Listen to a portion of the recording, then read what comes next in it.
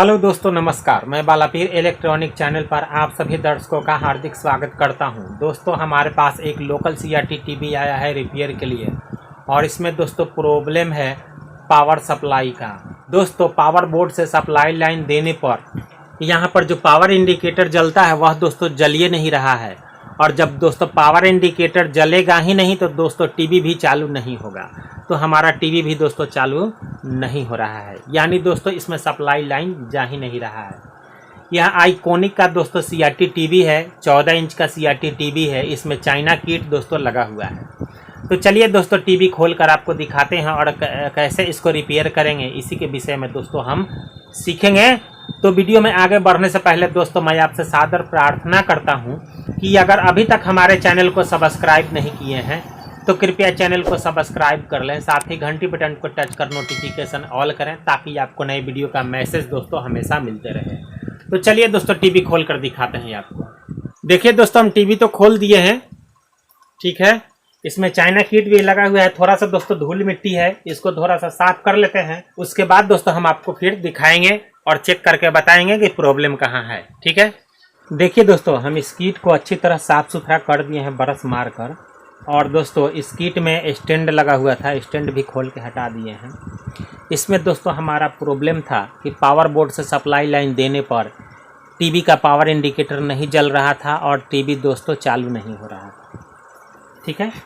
तो दोस्तों अब हम करेंगे यह कि सबसे पहले दोस्तों हम इसमें पावर बोर्ड से सप्लाई देंगे, और यहाँ पर देखिए पावर सप्लाई है हमारा, यहाँ पर हमारा एसी सप्लाई आएगा।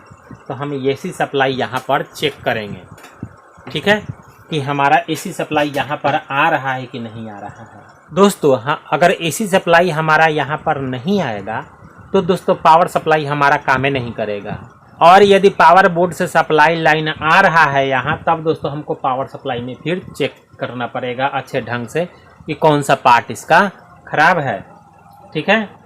अगर पावर सप्लाई हमारा यहाँ पर नहीं आएगा तो दोस्तों हम यह कोड को चेक करेंगे, और दोस्तों इसमें स्विच लगा हुआ होता है, स्विच को चेक करेंगे, और दोस्तों ये एसी मेन सप्लाई कोड है, इसको दोस्तों चेक करेंगे, ठीक है।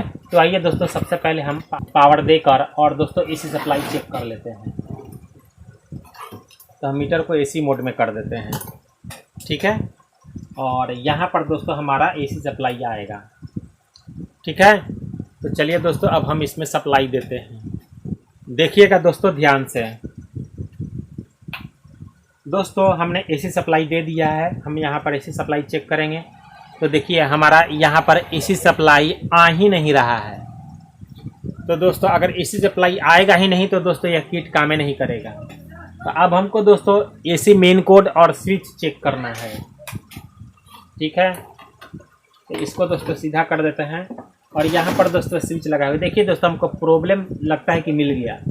यहाँ पर एसी मेन सप्लाई का एक पॉइंट दोस्तों ओपन है, आपको दिखाते हैं, देखिएगा। देखिए दोस्तों ये एसी मेन सप्लाई का स्विच पर कनेक्शन है। यह दोस्तों एक पॉइंट इसका एसी मेन कोड का ओपन है।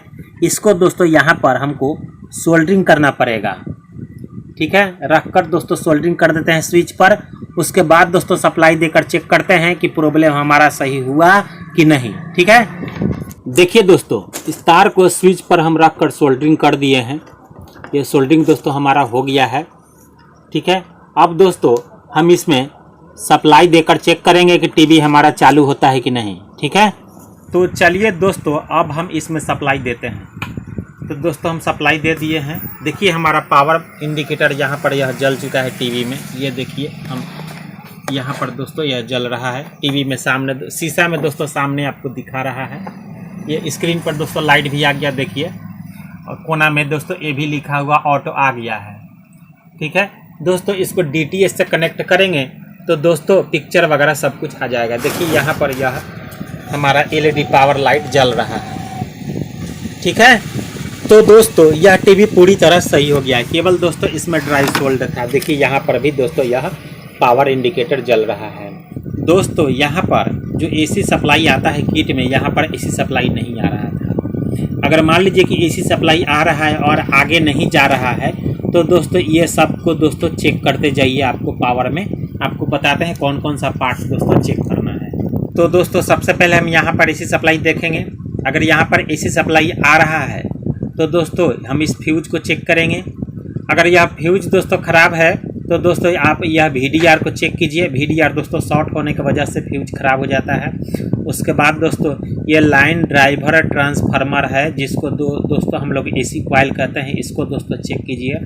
फिर दोस्तों यहाँ से जब आगे बढ़ेगा तो यहाँ ब्रिज टाइप डायोड लगे हुए हैं, इस ब्रिज टाइप डायोड को चेक करना है। यहाँ पर दोस्तों आपको DC सप्लाई चेक करना होगा 300 वोल्ट। अगर AC आपका 200 सप्लाई आएगा 200 वोल्टेज तो दोस्तों DC आपको ऑटोमेटिक 300 वोल्टेज यहाँ पर मिलेगा, ठीक है। या दोस्तों किसी किसी टीवी में 280 वोल्ट भी मिलता है, ठीक है। तो ये नेगेटिव पॉजिटिव है। ये दोस्तों पावर सप्लाई है इसका प्राइमरी, इसको दोस्तों ध्यान से चेक करना है।